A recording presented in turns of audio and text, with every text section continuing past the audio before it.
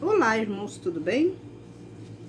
Mais uma vez estamos aqui reunidos, para a leitura do livro de Segundo Reis. Vamos ler hoje, irmãos, no capítulo 6 desse livro. Eu convido você a pegar a sua Bíblia e vamos junto, ver o que Deus está falando conosco através desse capítulo, que nos diz: E disseram os filhos dos profetas a Eliseu: Eis que o lugar que habitamos diante de tua face é estreito para nós.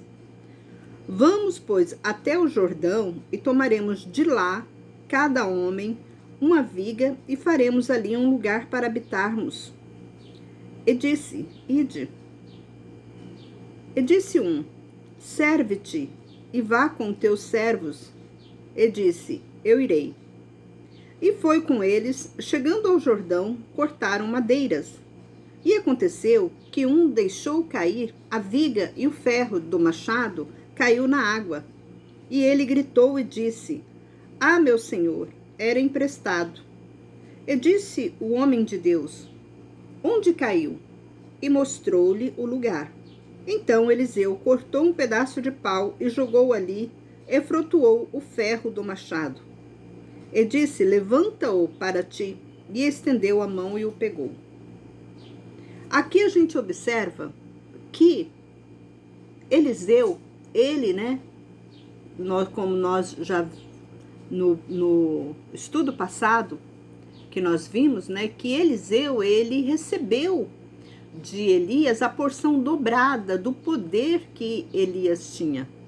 Então, aqui ele faz mais um grande milagre, porque para fazer flutuar um machado de ferro é coisa, sim, sobrenatural. Não é coisa que ninguém consegue fazer naturalmente. Tem que ser algo, sobrenatural. E aqui a gente observa que Eliseu, ele estava revestido do poder em dobro que Elias passou para ele. E continuamos. E o rei da Síria estava guerreando contra Israel e se aconselhou com seus servos, dizendo, Em tal e tal lugar estará o meu acampamento.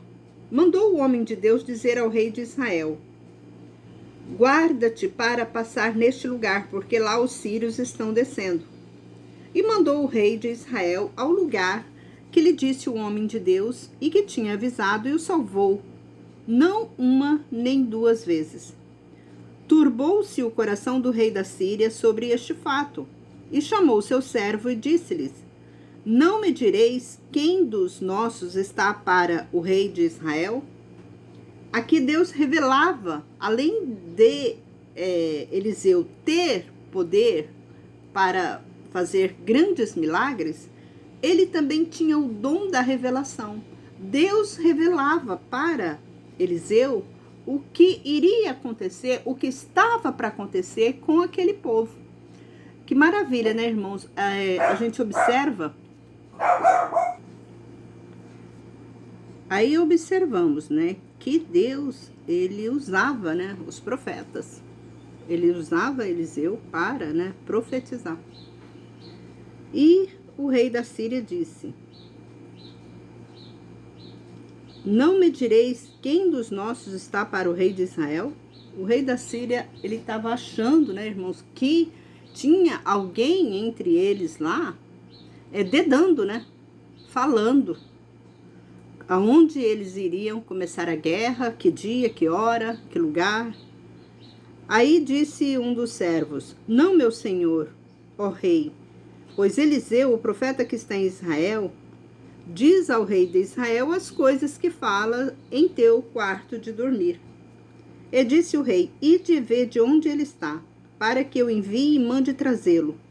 E foi-lhe feito saber que estava em Dotã.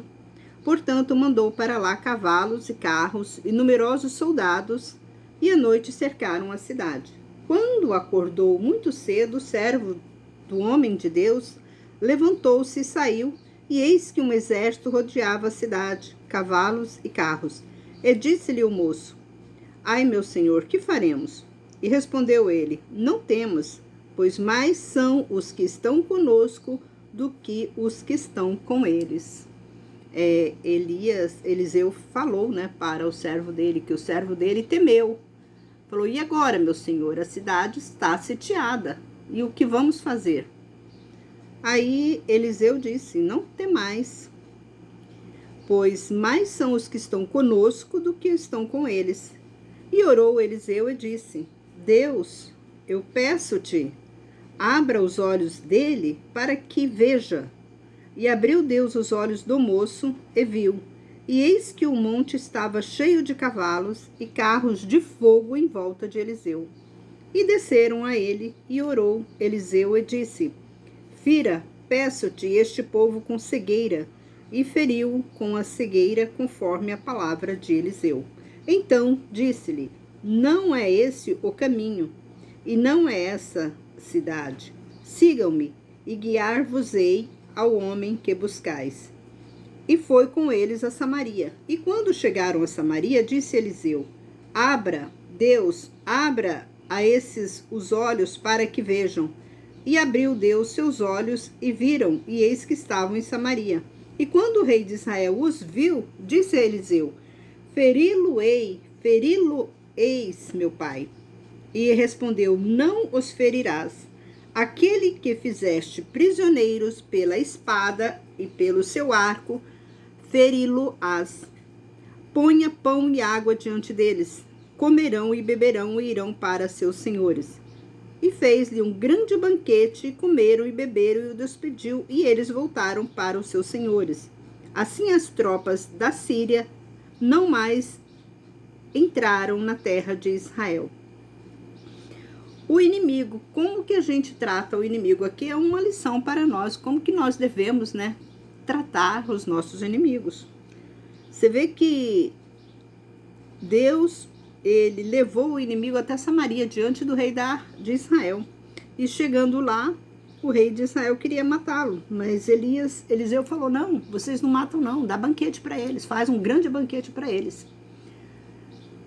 Aí ele fez, né? E eles foram embora, humilhados e agradecidos, né? Pelo povo de Israel não ter matado eles. Porque eles estavam ali, no território de Israel, nas mãos do rei de Israel. Olha como que Deus, né? Age com aquele que o teme.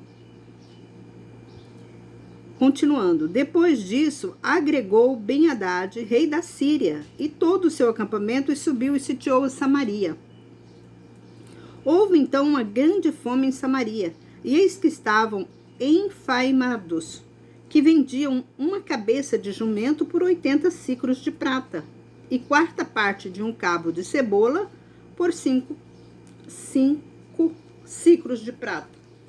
Ou seja, eles estavam tão enfomeados que eles estavam dando quase de graça os produtos deles por causa de comida.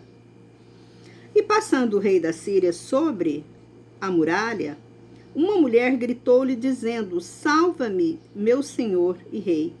E ele disse: Se Deus não te salva, como te salvarei? Do celeiro ou do asilo? Ou do zilo? Perguntou-lhe o rei: O que é que tens? E ela respondeu: Essa mulher me disse: Dá-me teu filho e comeremos hoje, e meu filho comeremos amanhã. E cozemos meu filho e comemos. E disse-lhe no outro dia: Dá-me teu filho e comeremos. E ele escondeu seu filho. Quando nós analisamos nessa passagem, para você ter uma ideia, tudo que Deus ele fala, né, lá em Deuteronômio 28, Levítico 26, que aquele que não andasse nos caminhos do Senhor, a maldição cairia sobre eles. E aqui a gente observa que a palavra de Deus, né, estava se cumprindo. Naquele tempo já estava cumprindo essa palavra. Que eles estavam passando tanta fome que eles estavam comendo um ao outro, né? E ouvindo o rei as palavras da mulher, rasgou sua roupa. E ele ia passando sobre a muralha, e viu o povo que o rei tinha saco sobre a sua carne. Por que que o rei rasgou a roupa dele? Porque o rei sabia das palavras de Deus, porque o rei, ele estava ao lado de quem? Ele estava ao lado de profeta, e o profeta sempre estava lendo a palavra de Deus para o rei. E o rei sabia dessas palavras de Deus. Então o rei temeu, nesse momento o rei temeu, ele rasgou a roupa dele. E ele disse: assim me fará Deus, e assim acrescente, se ficar de pé a cabeça de Eliseu, filho de Safata, sobre seus ombros hoje. Eliseu, porém, estava sentado em casa, e os anciões com ele. E enviou um rei, um mensageiro à sua frente. Mas antes que chegasse o mensageiro a Eliseu, ele disse aos anciões: vede, pois, mandou o filho desse assassino tirar minha cabeça. Olhai, quando vier o mensageiro, fechai a porta e o empurrai dela. Porventura não é a voz dos passos do senhor dele que vem vindo atrás dele? Ele ainda falava com eles, e eis que o mensageiro desce a eles e disse-lhe: eis que esse mal vem de Deus. Que esperaria mais de Deus? A gente observa que tudo o que estava acontecendo, eles sabiam, os profetas sabiam, né, o que estava acontecendo. Vamos continuar aqui, que disse: e disse Eliseu, ouve a palavra de Deus. Assim Deus diz: nesse mesmo tempo, amanhã, dar-se-á uma medida de farinha por 1 siclo, e 2 medidas de cevada por 1 siclo, no portão de Samaria. Respondeu o capitão, cuja mão se apoiava ao rei, e disse o homem de Deus: mesmo que Deus fizesse janelas no céu, poderia isso acontecer. E disse Eliseu: eis que verás com os teus olhos, porém não comerás.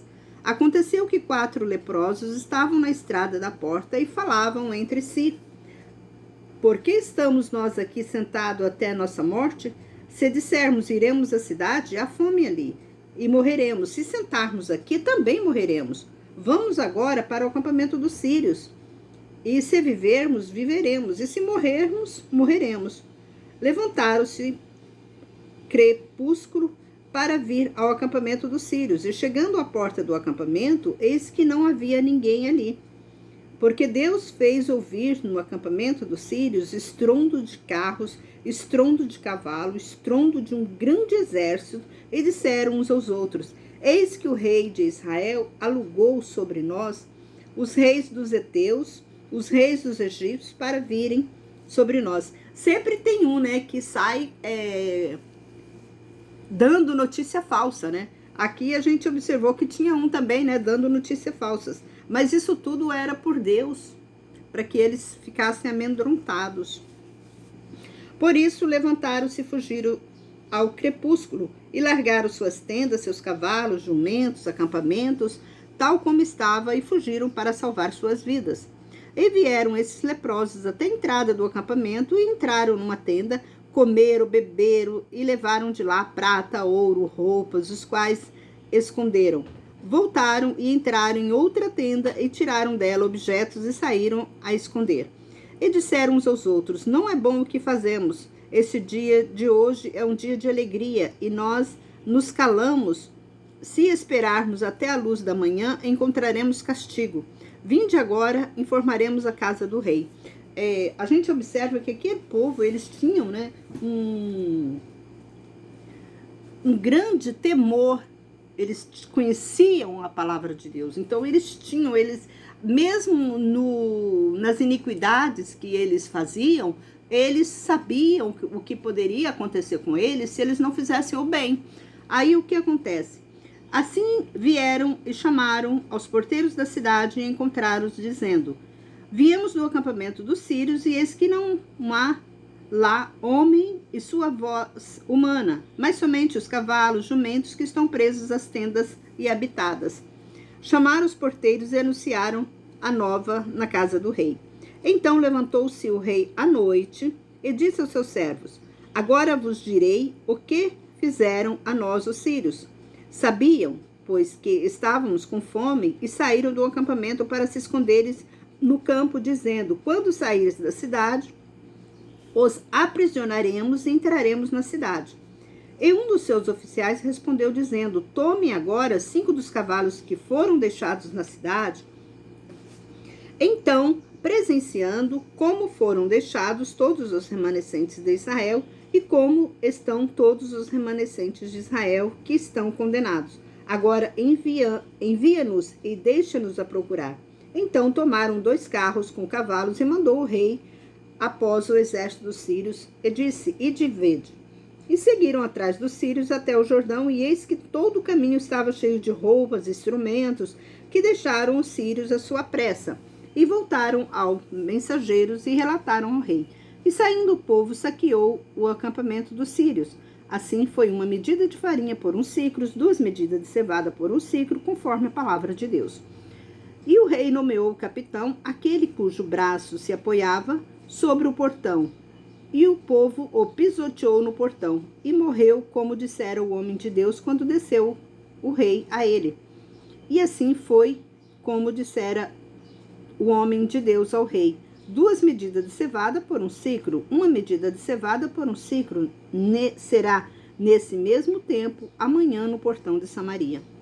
E respondeu o capitão do homem de Deus, e disse: ainda quanto Deus fizesse janelas no céu, poderia isso acontecer? E disse Eliseu: eis que verás com os teus olhos, porém não comerás. E assim aconteceu, pisoteado foi pelo povo à porta e morreu. Aqui nós vemos, né, que esse capitão, ele duvidou da palavra de um profeta. Ele conhecia. Quando você não conhece alguém, que você, né, ou vê o mau comportamento da pessoa, tudo bem para você duvidar daquela pessoa. Agora, quando aquela pessoa apresenta um excelente comportamento, igual grandes milagres que Eliseu fez, e aqueles homens estavam todos do lado de Eliseu, eles observavam tudo. Aí ainda profana, né, Eliseu falando que isso nunca ia acontecer. E Eliseu falou para ele: hoje mesmo você vai ver o que vai acontecer. E isso é para que nós, irmãos, para que serve, né, todas essas passagens? Por que a gente toma, né? O que a gente vai tomar aqui de aproveito dessa passagem? É que nós devemos temer a Deus, né? Nós temos que obedecer a palavra de Deus. Que Deus, ele ama e aqueles, né, que obedecem. Quando nós lemos lá no Salmo, né, 91, que todo mundo ama esse Salmo, né, achando que se você lê o Salmo 91, você tem toda aquela proteção de Deus, né? Mas só que a proteção de Deus, ela só é para aquele que habita no lugar secreto do Altíssimo. O próprio Salmo, né, no primeiro capítulo, no primeiro versículo do Salmo, antes de acrescentar, né, todas as palavras de proteção, vem essa palavra, né, aquele que habita no lugar secreto do Altíssimo. Então, quem é esse que habita no lugar secreto do Altíssimo? Essas pessoas que recebem a proteção divina. Não é todo mundo que recebe a proteção de Deus. O mal é isso, né? Que todo mundo pensa que ele está dentro de uma igreja, que ele está dando dízimo, que ele está dando oferta e está tudo bem. Não é assim. É muito mais além. Nós temos que ficar vigilantes o tempo todo em oração para que recebemos, né? Para que nós venhamos habitar no lugar secreto do Altíssimo. Terminamos esse estudo. Hoje nós adiantamos, né, 2 capítulos, lemos o capítulo 6 e o capítulo 7. E que Deus nos abençoe, que cada dia nós possamos nos aperfeiçoar mais ao encontro de Deus, fazendo, né, a vontade dele. Quando a gente conhece, né, a vontade de Deus, nós somos mais protegido, nós somos mais obedientes à palavra, nós temos muito mais temor à palavra de Deus. E isso Deus agrada e nos abençoa. Um forte abraço. Se você ainda não é inscrito, eu convido você para se inscrever nesse canal e que Deus nos abençoe em nome de Jesus.